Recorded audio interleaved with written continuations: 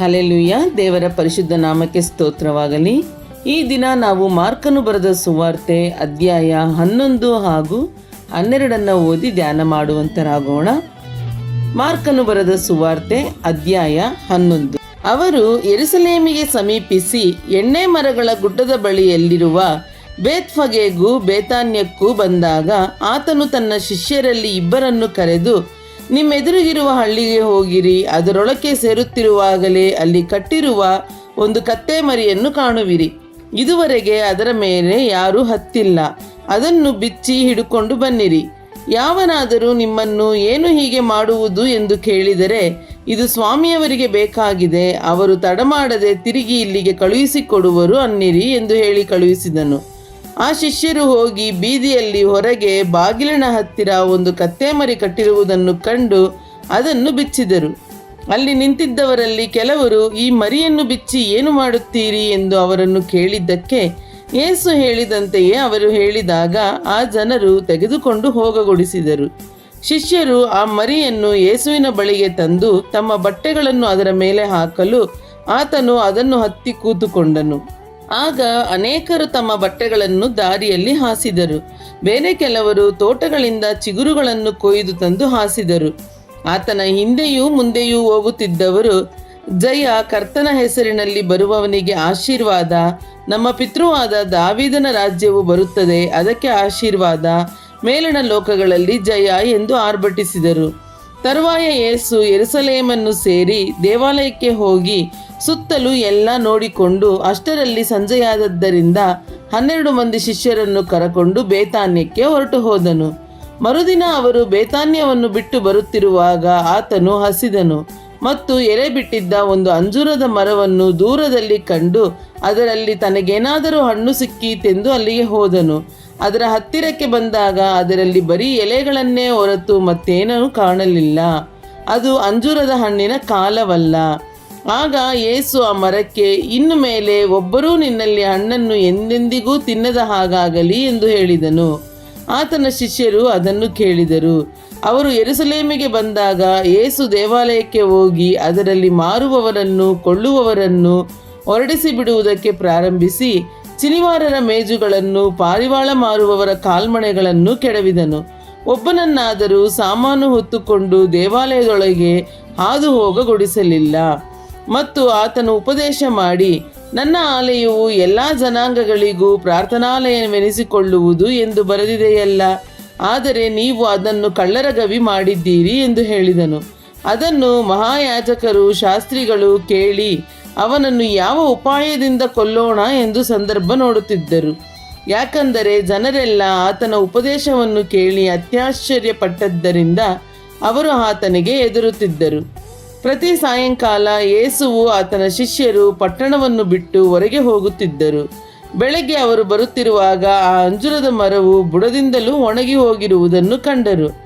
ಆಗ ಪೇತ್ರನು ಹಿಂದಿನ ದಿನದ ಸಂಗತಿಯನ್ನು ನೆನೆಸಿಕೊಂಡು ಆತನಿಗೆ, ಗುರುವೇ, ಇಗೋ, ನೀನು ಶಾಪ ಕೊಟ್ಟ ಅಂಜೂರದ ಮರವು ಒಣಗಿ ಹೋಗಿದ್ದೆ ಎಂದು ಹೇಳಿದ್ದಕ್ಕೆ ಯೇಸು ಹೇಳಿದ್ದೇನೆಂದರೆ, ನಿಮಗೆ ದೇವರಲ್ಲಿ ನಂಬಿಕೆ ಇರಲಿ.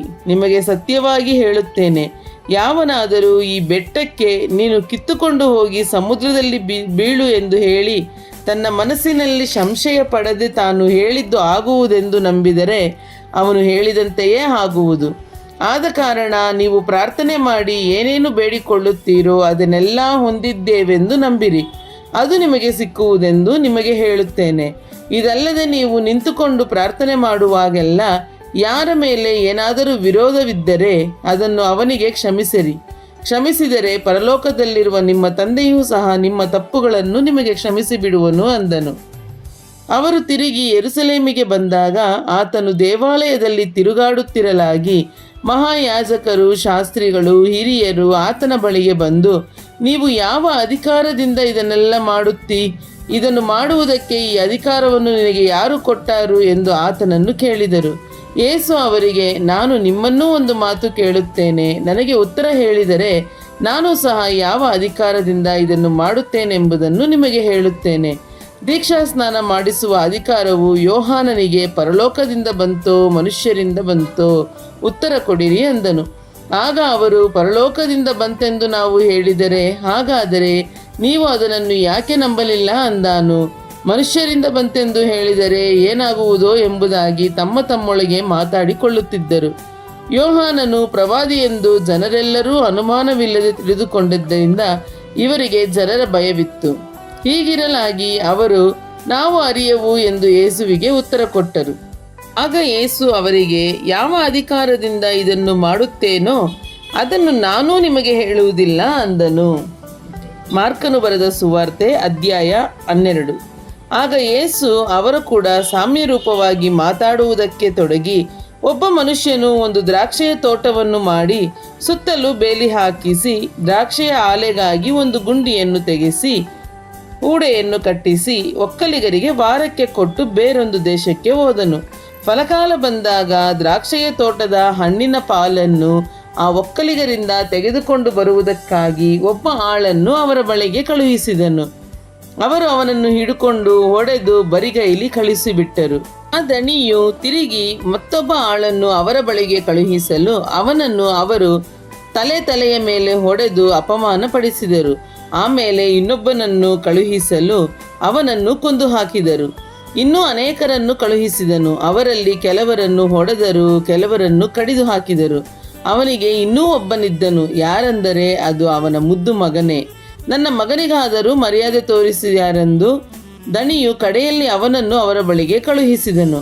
ಆದರೆ ಆ ಒಕ್ಕಲಿಗರು, ಇವನೇ ಬಾಧ್ಯಸ್ಥನು, ಬನ್ನಿ ಇವನನ್ನು ಕೊಂದು ಹಾಕೋಣ, ಆಗ ಸ್ವಾಸ್ಥ್ಯ ನಮ್ಮದಾಗುವುದು ಎಂದು ಒಬ್ಬರ ಸಂಗಡಲೊಬ್ಬರ ಮಾತಾಡಿಕೊಂಡು ಅವನನ್ನು ಹಿಡಿದು ಕೊಂದು ಹಾಕಿ ದ್ರಾಕ್ಷೆಯ ತೋಟದಿಂದ ಹೊರಕ್ಕೆ ಬಿಸಾಟು ಬಿಟ್ಟರು.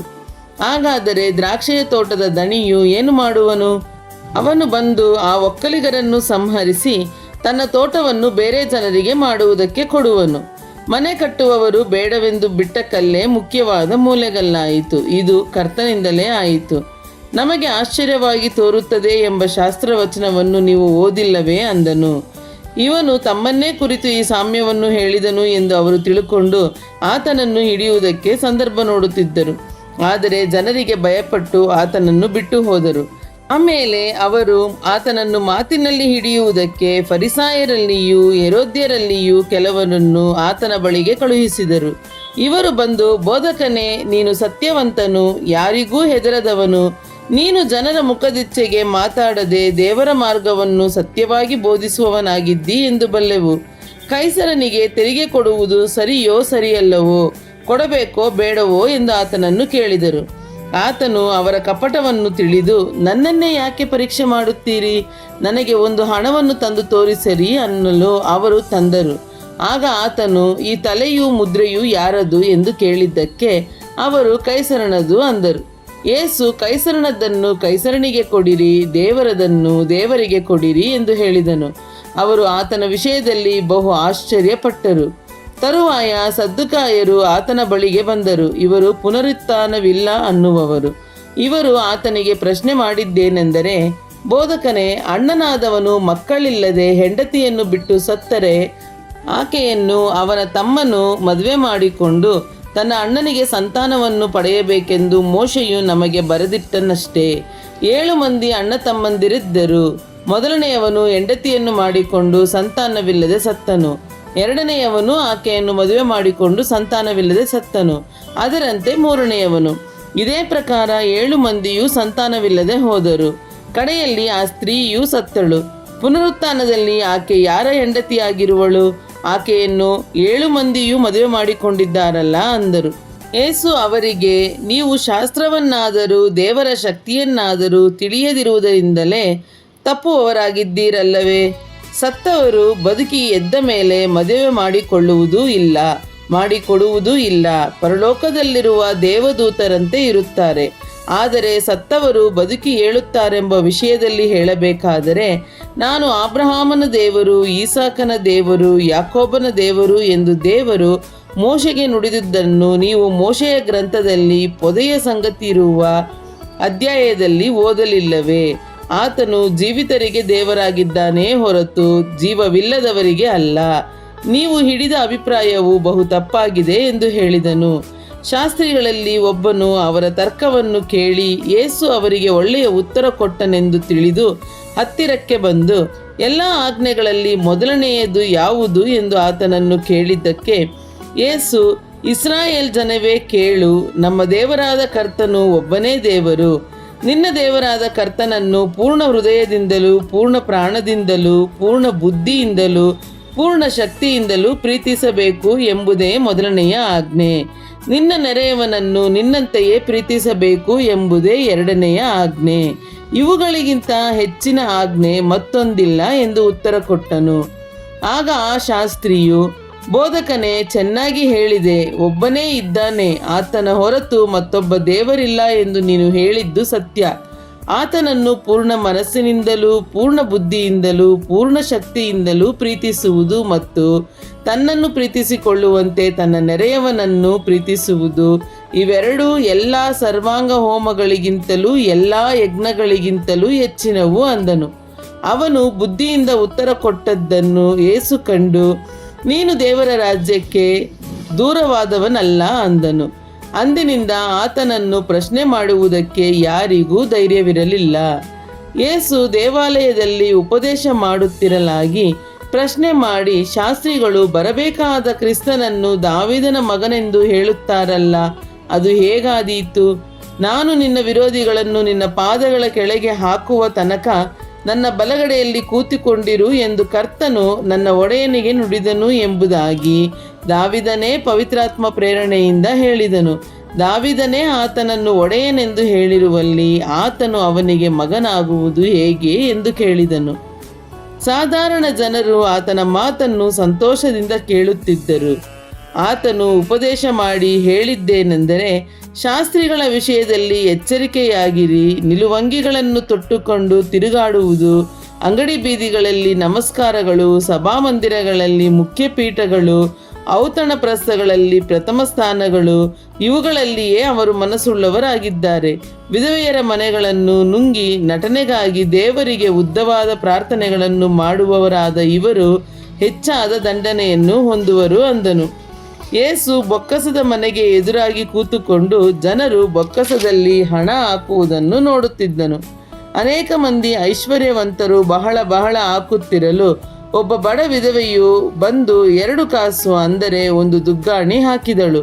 ಆಗ ಆತನು ತನ್ನ ಶಿಷ್ಯರನ್ನು ಹತ್ತಿರಕ್ಕೆ ಕರೆದು, ನಿಮಗೆ ನಿಜವಾಗಿ ಹೇಳುತ್ತೇನೆ, ಬೊಕ್ಕಸದಲ್ಲಿ ಹಾಕಿದವರೆಲ್ಲರಲ್ಲಿ ಈ ಬಡ ವಿಧವೆ ಹೆಚ್ಚು ಹಾಕಿದ್ದಾಳೆ. ಹೇಗೆಂದರೆ ಎಲ್ಲರೂ ತಮಗೆ ಸಾಕಾಗಿ ಮಿಕ್ಕದಲ್ಲಿ ಹಾಕಿದ್ದರು, ಈಕೆಯೋ ತನ್ನ ಬಡತನದಲ್ಲಿಯೂ ತನಗಿದ್ದದನ್ನೆಲ್ಲ ಹಾಕಿದಳು, ತನ್ನ ಜೀವನವನ್ನೇ ಕೊಟ್ಟು ಬಿಟ್ಟಳು ಅಂದನು. ಹಲ್ಲೆಲೂಯಾ. ದೇವರ ಪರಿಶುದ್ಧ ನಾಮಕ್ಕೆ ಸ್ತೋತ್ರವಾಗಲಿ.